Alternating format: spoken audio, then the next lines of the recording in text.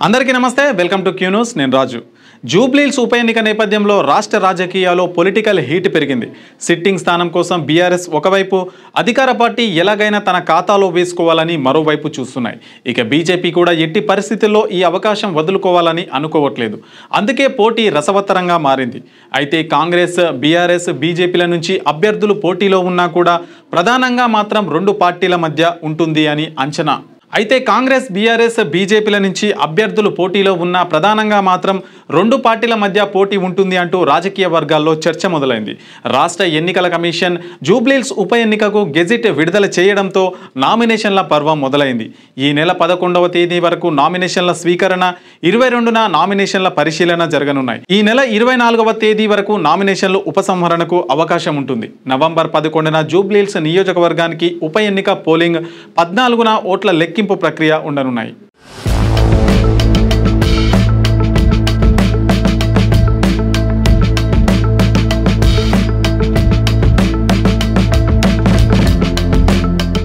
Jubilee Hills BRS MLA Maganti Gopinath అనారోగ్యంతో మరణించడంతో ఈ ఉప ఎన్నిక జరుగుతుంది జూబ్లీహిల్స్ సికింద్రాబాద్ లోక్సభ నియోజకవర్గంలో భాగం ఈ ఉప ఎన్నికలో 3,92,000 మంది ఓటర్లు ఉన్నారు డ్రాఫ్ట్ ఎలక్టరల్ రోల్ను సెప్టెంబర్ 2న విడుదల చేసిన ఎన్నికల అధికారులు క్లెయిమ్స్ అండ్ ఆబ్జెక్షన్స్ను సెప్టెంబర్ 25 వరకు స్వీకరించారు ఫైనల్ ఎలక్టరల్ రోల్ సెప్టెంబర్ 30న ప్రచురించారు ఆగస్టు 20 నాటి డ్రాఫ్ట్ ప్రకారం పురుషులు 2,04,167 మంది మహిళలు 1,88,213 మంది ట్రాన్స్జెండర్ ఓటర్లు 25 మంది ప్రత్యేక అవసరాలతో ఉన్న పీడబ్ల్యూడీ ఓటర్లు 1,858 మంది 80 ఏళ్లు పైబడిన వారు 6,049 మంది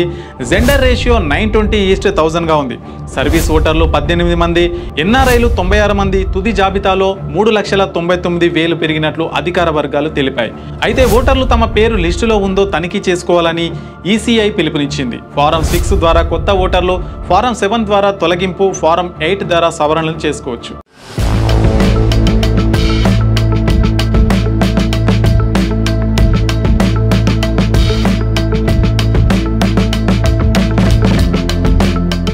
జూబ్లీహిల్స్ నియోజకవర్గంలో 407 పోలింగ్ బూతులు 139 లొకేషన్లలో ఏర్పాటు చేశారు ఇందులో 183 బూతుల్లో 1,200 కంటే ఎక్కువ ఓటర్లు ఉన్నారు అయితే ఏ బూత్లోనూ 1,500 మందికి మించి ఓటర్లు ఉండకుండా నేషనలైజేషన్ పూర్తి చేశారు ప్రతి బూత్ ఓటర్ నివాసానికి 2 కిలోమీటర్ల దూరంలో ఉండేలా చూశారు బూత్ లెవెల్ ఆఫీసర్లు 3,500 మంది శిక్షణ పొందారు మొబైల్ ఫోన్లు బూత్ వెలుపల డిపాజిట్ చేయాలి ఈసీఐ కొత్త యాప్లో ఈసీఐ నెట్ వంటి డిజిటల్ ప్లాట్ఫామ్లను ఉపయోగించి పారదర్శకత పెంచారు నిజానికి ఈ ఉప ఎన్నిక రాజకీయాల్లో అత్యంత కీలకమని చెప్పాలి 2023 అసెంబ్లీ ఎన్నికల్లో బీఆర్ఎస్ అభ్యర్థి మాగంటి గోపీనాథ్ గెలిచారు మహమ్మద్ అజారుద్దీన్ కాంగ్రెస్ తరపున పోటీ చేసి 2వ స్థానంలో నిలిచారు సిట్టింగ్ సీటును కాపాడుకోవాలని బీఆర్ఎస్ ప్రయత్నిస్తోంది బీజేపీ కూడా బలమైన అభ్యర్థిని రంగంలోకి దించాలని ప్రయత్నిస్తోంది జూబ్లీహిల్స్ లో ముక్కోనప్పు పోటీ జరగనుంది కానీ కాంగ్రెస్ బీఆర్ఎస్ మధ్య పోటీ ఉండవచ్చని విశ్లేషకులు భావిస్తున్నారు ఈ ఉప ఎన్నిక ఫలితం తెలంగాణ రాజకీయాల్లో కీలకం కానుంది ఒకవేళ కాంగ్రెస్ గెలిస్తే జీహెచ్ఎంసీ ఎన్నికల్లో బలం పెరుగుతుంది బీఆర్ఎస్ లేదా బీజేపీ గెలిస్తే రేవంత్ రెడ్డి ప్రభుత్వంపై ఒత్తిడి పెరుగుతుంది అసలు ఏ పార్టీ సత్తా చాటుతుంది అని వేచి చూడాలి కాంగ్రెస్ గెలిస్తే తప్ప మిగతా పార్టీలు ఏవి గెలిచినా తర్వాత జరగబోయే స్థానిక ఎన్నికలపై ప్రభుత్వానికి గట్టిగానే ఎఫెక్ట్ పడడం ఖాయం